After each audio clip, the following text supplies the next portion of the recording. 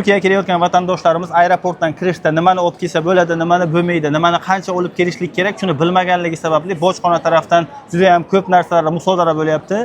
Bu haqda hozir ma'lumot beramiz. Videoni oxirigacha ko'ring, foydali bo'ladi. Turkiyaga nimani olib kelsa bo'ladi, nimani bo'lmaydi, shu haqda ma'lumot olsak. Birinchisi, ko'p vatandoshlarimiz xato qiladigan narsa Turkiya qonunchiligi bo'yicha go'sht va sut mahsulotlarini olib kelish mumkin emas.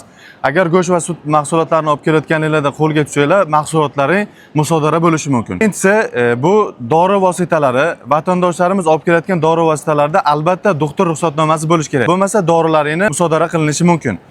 Uchinchisi, kelayotgan vatandoshlarimiz o'zlari bilan 10 ming dollargacha pul olib kelishi mumkin. Agar 10 ming dollardan oshadigan bo'lsa, deklaratsiya qilishga majbur.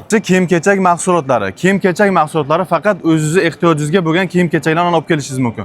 Undan tashqari, tijorat maqsadida olib kelingan kiyim-kechaklar uchun deklaratsiya to'ldirib, solig'ini to'lashga majbursiz. Agar mahsulotlar deklaratsiyada ko'rsatilmasa, musodara qilinishi mumkin. Vatandoshlarimiz so'rashi mumkin emas, musodara qiladi deyapsizlar.